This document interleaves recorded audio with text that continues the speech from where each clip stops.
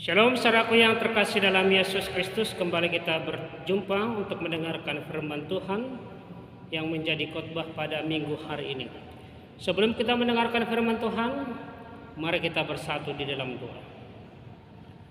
Damai sejahtera Allah yang melampaui segala akal dan budi manusia, itulah yang memelihara hati dan pikiranmu dalam Kristus Yesus Tuhan kita. Amin. Saudara-saudara yang terkasih dalam Yesus Kristus, yang menjadi khotbah bagi kita pada hari ini Matius 5 ayat 38 sampai dengan ayat 48, seturut dengan terang tema bagi kita mengasihi musuh. Matius 5 ayat 38 sampai 48, saya baca bagi kita keseluruhan, demikian firman Tuhan. Kamu telah mendengar firman, mata ganti mata dan gigi ganti gigi. Tetapi aku berkata kepadamu, janganlah kamu melawan orang yang berbuat jahat kepadamu, melainkan siapapun yang menampar pipi kananmu, berilah juga kepadanya pipi kirimu. Dan kepada orang yang hendak mengadukan engkau karena mengingini bajumu, serahkanlah juga jubahmu. Dan siapapun yang memaksa engkau berjalan sejauh 1 mil, berjalanlah bersama dia sejauh 2 mil. Berilah kepada orang yang meminta kepadamu, dan jangan menolak orang yang mau meminjam daripadamu. Kamu telah mendengar firman, kasihilah sesama manusia dan bencilah musuhmu. Tetapi aku berkata kepadamu, kasihilah musuhmu dan berdoalah bagi mereka yang menganiaya kamu. Karena dengan demikian kamu menjadi anak-anak Bapamu yang di surga, yang menerbitkan matahari bagi orang yang jahat dan orang yang baik, dan menurunkan hujan bagi orang yang benar dan orang yang tidak benar. Apabila kamu mengasihi orang yang mengasihi kamu, apakah upahmu? Bukankah pemungut cukai juga berbuat demikian? Dan apabila kamu hanya memberi salam kepada saudara-saudaramu saja, apakah lebihnya daripada perbuatan orang lain? Bukankah orang yang tidak mengenal Allah pun berbuat demikian? Karena itu haruslah kamu sempurna, sama seperti Bapamu yang di surga adalah sempurna. Sampai sejauh demikian pembacaan firman Tuhan. Sekali lagi yang menjadi topik bagi kita pada hari ini, mengasihi musuh. Saudara-saudara yang terkasih dalam Yesus Kristus, satu pertanyaan penting bagi kita hari ini, apakah saudara mempunyai musuh? Saudara mempunyai musuh? Firman Tuhan hari ini mengajak kita kasihi. Saudaraku yang terkasih dalam Yesus Kristus, satu hal kalau kita perhatikan khotbah di bukit, kita mendapatkan pengajaran yang sangat berbeda dari kebiasaan manusia secara umum. Ada satu norma baru yang membawa kita ke puncak tertinggi dalam tatanan kehidupan di dunia, kehidupan manusia, berada di puncak tertinggi menurut khotbah di bukit ini. Dan khotbah ini banyak yang mengagumi, tetapi banyak yang tidak suka melakukannya. Saudaraku yang terkasih yang dalam Yesus Kristus, kita dipanggil menunjukkan sikap mengasihi secara total kepada orang-orang yang menyakiti, kepada orang-orang yang jahat, kepada musuh. Kata firman Tuhan tadi dalam Matius 5 ayat 39 dan 44, dikatakan dalam firman Tuhan tadi, Matius 5 ayat 39 dan 44, demikian firman Tuhan, tetapi aku berkata kepadamu, janganlah kamu melawan orang yang berbuat jahat kepadamu, melainkan siapapun yang menampar pipi kananmu, berilah juga kepadanya pipi kirimu. Ayat 44, tetapi aku berkata kepadamu, kasihilah musuhmu dan berdoalah bagi mereka yang menganiaya kamu. Saudara-saudara yang terkasih dalam Yesus Kristus, bisa kita bayangkan bagaimana hidup kita dalam hidup kebersamaan kalau melakukan ini. Dan bisa dikatakan tidak ada perikop yang lebih menantang dari khotbah di bukit yang secara jelas mengungkapkan ciri khas orang Kristen, mengungkapkan ciri kita sebagai orang percaya, budaya orang yang percaya yang melawan arus, yang lebih menuntut kasih sebagai buah-buah roh itu.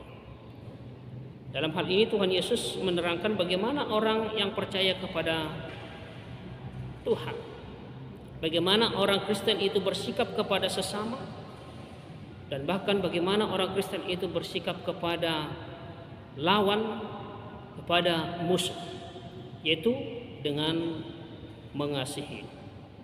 Saudara-saudara, kalau hukum Timur Tengah memiliki latar belakang jauh ke belakang, misalnya keadilan berarti ketika pelaku, ketika yang tersangka harus menerima ganjaran setimpal, menerima ganjaran sesuai berbanding lurus dengan penderitaan korban. Dan sampai hari ini kita juga menyaksikan terjadi hingga peristiwa-peristiwa yang juga meminta keadilan yang sama. Kita melihat misalnya ada hukum pancung, ada hukum gantung, dan ada hukuman mati yang menuntut bahwa apa yang dia perbuat kepada korban setimpal dengan apa yang diderita oleh korban itu.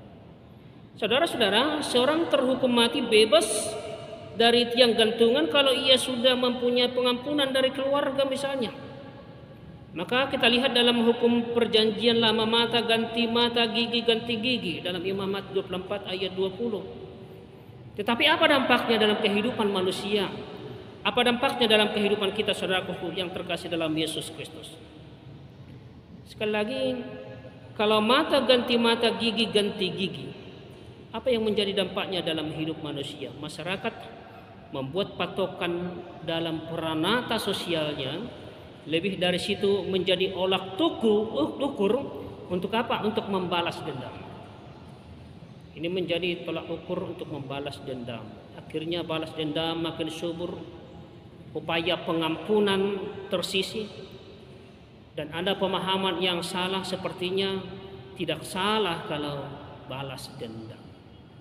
Ada pemahaman kalau tidak salah itu balas dendam. Padahal menurut firman Tuhan, apa kata Yesus itulah salah. Dalam Roma 12 ayat 17 dan 19 juga dikatakan Rasul Paulus, bagaimana Rasul Paulus mengatakan di dalam Roma 12 itu ayat 17-nya dikatakan, janganlah membalas kejahatan dengan kejahatan, lakukanlah apa yang baik bagi semua orang.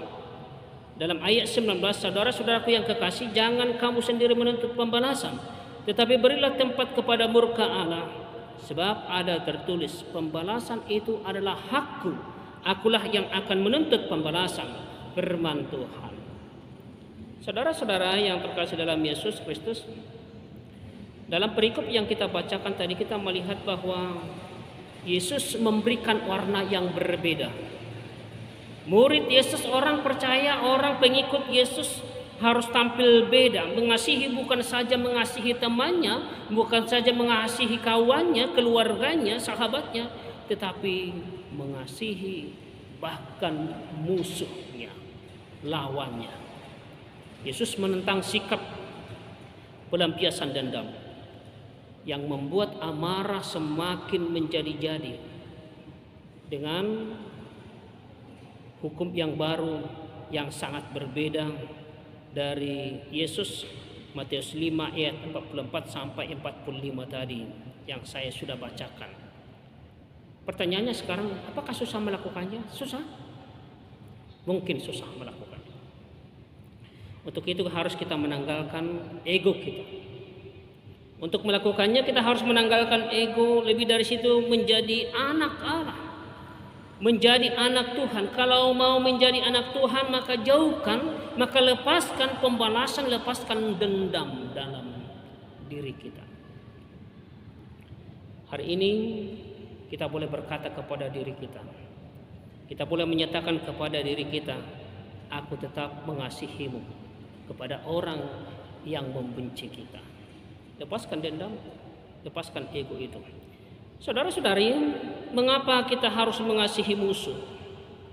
Yang pertama, mengapa kita harus mengasihi musuh? Yesus sendiri juga berbuat demikian. Karena Yesus juga melakukan hal yang sama. Dalam 1 Yohanes 4 ayat 19, kita mengasihi karena Allah lebih dahulu mengasihi kita. Allah sudah lebih dahulu mengasihi kita. Dia mengorbankan anaknya Tuhan Yesus demi tebusan dosa kita, untuk menyelamatkan kita. Maka kita mengasihi musuh kita karena Yesus sendiri sudah berbuat demikian. Dan yang kedua, kita melihat di sepanjang sejarah gereja sudah banyak menjadi peristiwa-peristiwa dan menjadi bagian ajaran bapak-bapak gereja. Misalnya ketika Romawi mempersalahkan dan menawan orang-orang Kristen. Orang-orang Kristen itu dimusnahkan oleh Kaisar Nero, tetapi tidak melawan. Bahkan orang percaya itu mengampuni. Polikarpus yang harus mati martir melawan kekerasan dengan pengampunan. Dan kita pernah mendengarkan di atas darah para martir itulah gereja berkembang hebat. Bahkan sampai sekarang kita juga, saudaraku yang terkasih dalam Yesus Kristus, kita sering diuji. Orang-orang percaya sering diuji dengan berita-berita hoaks, berita bohong yang menyudutkan orang-orang Kristen, mengecilkan orang-orang percaya itu. Lalu sekali lagi pertanyaan bagi kita, apakah kita harus membalas? Apakah kita harus membalas kejahatan itu dengan kejahatan? Tentu tidak. Dalam Matius 5 ayat 40 dan 41 tadi dikatakan, dan kepada orang yang hendak mengadukan engkau karena mengingini bajumu, serahkanlah juga jubahmu. Dan siapapun yang memaksa engkau berjalan sejauh 1 mil, berjalanlah bersama dia sejauh 2 mil. Kata firman Tuhan. Artinya apa? Setiap jengkal waktu yang kita lalui, kita harus bertindak seturut dengan apa yang Tuhan inginkan dalam kehidupan kita. Memang saudaraku yang terkasih dalam Yesus Kristus, terkadang di dalam kehidupan kita, dalam setiap jengkal waktu itu kita sering berkalkulasi. Orang-orang percaya itu juga sering berkalkulasi untung rugi. Kalau kita melakukannya, apakah kita untung atau kita rugi? Kalau kita tidak malah beruntung untuk melakukannya, untuk menolong orang lain, maka kita tidak akan melakukannya. Lalu Tuhan Yesus memberikan satu pemahaman yang baru, bahwa lakukan lebih dari apa yang mereka minta, apa yang mereka butuhkan.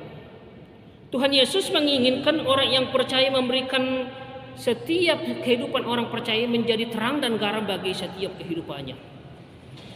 Lalu menjadi pertanyaan kita, saudaraku yang terkasih dalam Yesus Kristus, pada hari ini, zaman ini, apa yang membedakan orang percaya dengan orang yang tidak percaya itu? Apa yang membedakan kita dengan orang lain? Yesus memanggil kita untuk menjadi sempurna seperti Bapa yang sempurna, Bapa yang di sorga, yaitu sempurna dalam kasih-Nya. Kasih yang tanpa batas, kasih yang tidak menuntut balasan, kasih yang siap berkorban. Bagaimana kita menerapkan ini dalam kehidupan kita sehari-hari, saudara yang terkasih dalam Yesus Kristus?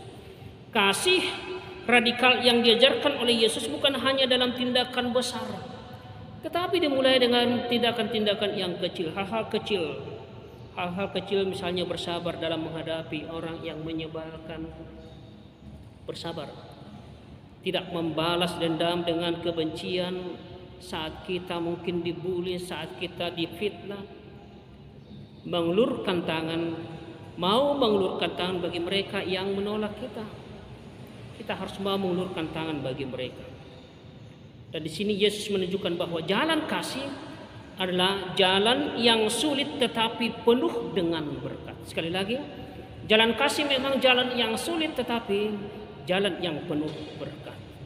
Inilah jalan yang memanggil kita untuk keluar dari zona nyaman kita, dari kenyamanan kita, meninggalkan kebencian, memilih untuk mengasihi tanpa syarat.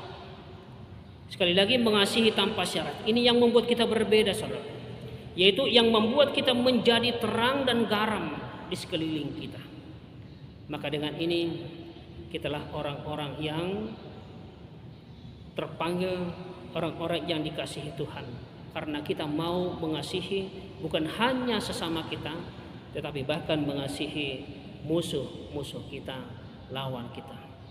Tuhan Yesus memberkati kita semua. Amin.